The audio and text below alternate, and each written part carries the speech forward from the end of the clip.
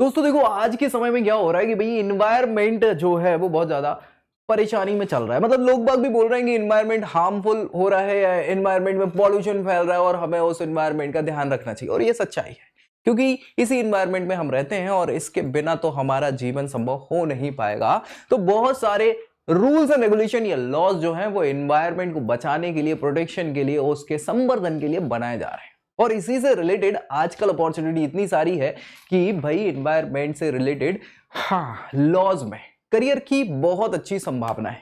तो अगर आप भी ऐसे प्रकृति प्रेमी हैं जो इन्वायरमेंट से प्यार करते हैं और उससे रिलेटेड लॉज को जानना चाहते हैं या उससे रिलेटेड लॉज में अपने कोर्स कंडक्ट करना चाहते हैं, लॉ से जुड़े कोर्सेज करना चाहते हैं, तो कौन कौन से ऑप्शन हो सकते हैं आपके पास, ये हम इस वीडियो में डिस्कस करने वाले हैं। यानी भारत के अंदर कौन कौन से ऐसे कॉलेजेस हैं जो करवाते हैं इन्वायरमेंटल लॉ से रिलेटेड कोर्सेज।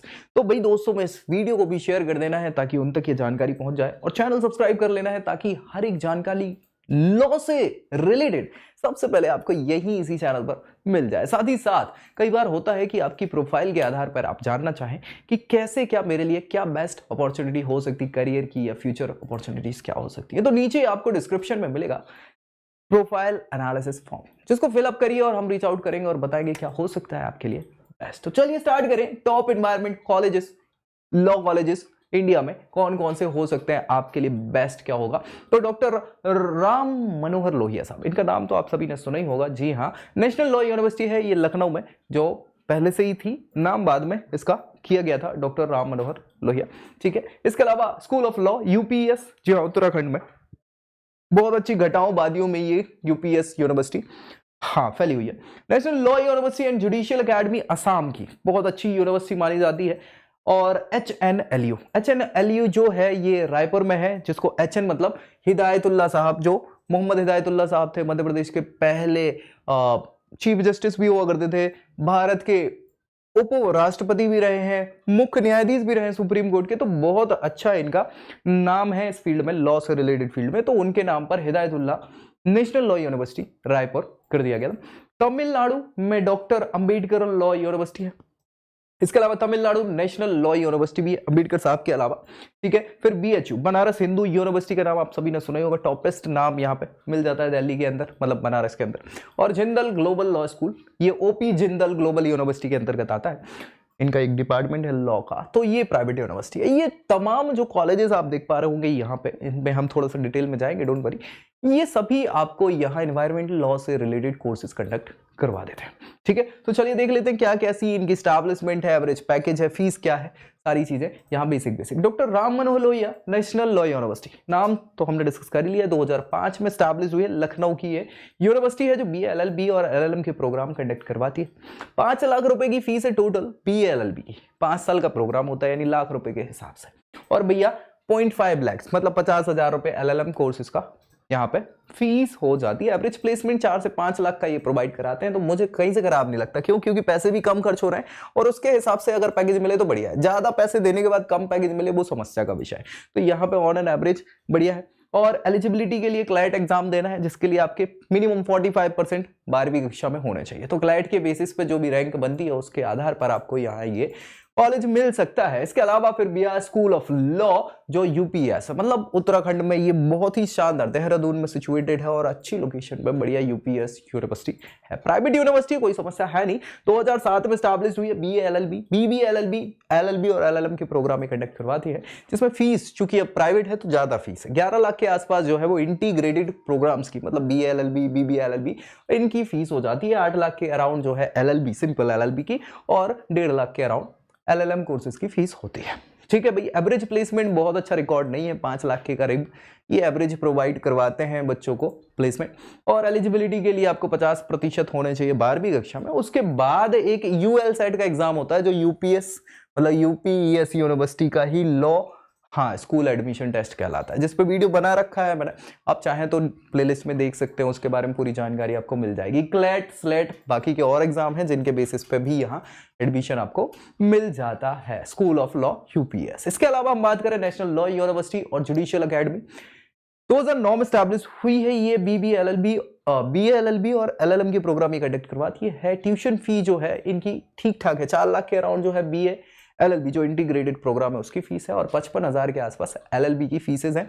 तो बढ़िया है, कहीं से खराब नहीं है। प्लेसमेंट भी अच्छा देते हैं, 7 लाख के करीब ये एवरेज प्लेसमेंट बच्चों को प्रोवाइड करवाते हैं। और एलिजिबिलिटी के लिए भैया 45% 12th में होगी तभी क्लैट दे पाएंगे, और क्लैट की हाँ मेरिट के बेसिस पे आपको यहाँ एडमिशन मिल जाता है। फिर बात करेंगे HNLU रायपुर, मतलब हिदायतुल्लाह साहब के नाम पर नेशनल लॉ यूनिवर्सिटी है रायपुर में। 2003 में स्टैब्लिश हुई है ये, और BLLB और LLM के प्रोग्राम कंडक्ट कराती है। फीस जो है 8 लाख के करीब BLLB इंटीग्रेटेड प्रोग्राम की, और 1.5 लाख के करीब LLM प्रोग्राम की फीस यहाँ पे है। एवरेज प्लेसमेंट जो है 4 लाख के करीब जो है वो मिलता है। अभी नई स्टैब्लिश हुई है, याद रखिएगा, तो ठीक है ऑन एन एवरेज, लेकिन फीस के मामले में अगर मिल रहा है तो बहुत ज्यादा अच्छा तो नहीं बोलते। 12वीं कक्षा में आपको 45% होंगे, क्लैट के बेसिस पे अच्छे मार्क्स आएंगे, मेरिट के बेसिस पे यहाँ पे एनएलयूज में देखो 22 एनएलयूज हैं टोटल, अभी बढ़ गए हैं शायद 24 हो गए हैं, एक बार कंफर्म कर लीजिए। तो एनएलयूज में आपको एडमिशन के लिए क्लैट इंपॉर्टेंट हो जाता है। ठीक है, चलिए नेक्स्ट है Tamil Nadu doctor Ambedkar law university. जी हाँ, 1997 में स्टैब्लिश हुई है। BALLB, LLB और LLM की प्रोग्राम ही कंडक्ट करवाती है। फीस बहुत बढ़िया है, यहाँ पे 2.5 लाख रुपए के करीब LLB या BLLB की फीस है, और 1 लाख के करीब LLM कोर्सेज की फीस हो जाती है। एवरेज प्लेसमेंट 5 लाख के करीब ये दे रहे हैं, तो भाई फीस कम है और एवरेज प्लेसमेंट अच्छा है, तो मुझे पसंद आ जाता है ये सारी चीजें, क्योंकि मैं नहीं चाहता कि पैसे ज्यादा लगे और फिर उसका आउटपुट कम निकले। ठीक है, बढ़िया। 12वीं कक्षा 45% होंगे तब जाके क्लैट दे पाएंगे, और क्लैट के मेरिट के बेसिस पे आपको यहाँ पे एडमिशन मिल जाता है। फिर भी आ जाती तमिलनाडु नेशनल लॉ यूनिवर्सिटी, जिसमें 2012 में सिचुएटेड या एस्टैब्लिश्ड हुई है। ये अभी नई यूनिवर्सिटी, 10 साल ही पूरे हुए हैं इनको। BCom LLB, BBLLB, BLLB LLM के प्रोग्राम ही कंडक्ट करवाते हैं। 5 लाख के करीब इंटीग्रेटेड प्रोग्राम की फीस है, और भैया 55,000 के आसपास LLM की फीस है। एवरेज प्लेसमेंट 5 से 6 लाख का है, जो कि ठीक है भाई, 5 लाख करीब टोटल फीस लग रही है और 5 से 6 लाख ये हमको प्रोवाइड करा रहे हैं, तो कहीं से खराब नहीं है।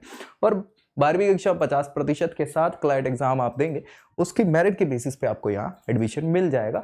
तो ये बात हो जाती है आपकी तमिलनाडु की। फिर बात करते हैं BHU, बनारस हिंदू यूनिवर्सिटी। बहुत ही अच्छा नाम है, पुरानी यूनिवर्सिटी में शुमार है, सेंट्रल यूनिवर्सिटी में नाम है, और अच्छा प्लेसमेंट, सस्ती फीस, सारी व्यवस्थाएं, अच्छा इंफ्रास्ट्रक्चर, फैसिलिटी, सारी चीजें हैं। 1916 में स्टैब्लिश हुई है।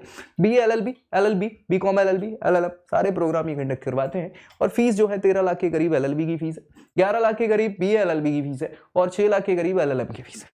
हाँ, अब आप कहोगे कि सर आप तो कह रहे थे कि कम कम कम, नहीं भैया, इनके प्लेसमेंट रिकॉर्ड की बात नहीं, वहां पे पुराना कल्चर ऐसा चलता है कि जिसके बेसिस पे लोग यहाँ जाते हैं। ठीक है, हाँ, तो on an average placement 6 lakh के करीब इनका है, और एलिजिबिलिटी के लिए 40% तो मिनिमम चाहिए 12वीं कक्षा में, जिसके बेसिस पे आप यहाँ पे CUET PG का एग्जाम देंगे, तो भैया आपको बनारस हिंदू यूनिवर्सिटी में मिल जाएगा एडमिशन। PG कोर्सेज में UG वाला देंगे तो UG कोर्सेज में मिल जाएगा। और पहले तो बनारस हिंदू यूनिवर्सिटी का एंट्रेंस टेस्ट भी होता था BHU का, अब वो शायद बंद हो गया है, किसी कोर्सेज में चलता है, तो वो एक बार चेक जरूर कर लीजिएगा। जिंदल ग्लोबल लॉ स्कूल, हाँ भैया, OP Jindal university private university है, और नाम बना रही है मार्केट में, अच्छा खासा नाम है इनका यूनिवर्सिटी में पढ़ाई के मामले में। 2009 में स्टैब्लिश्ड हुई है।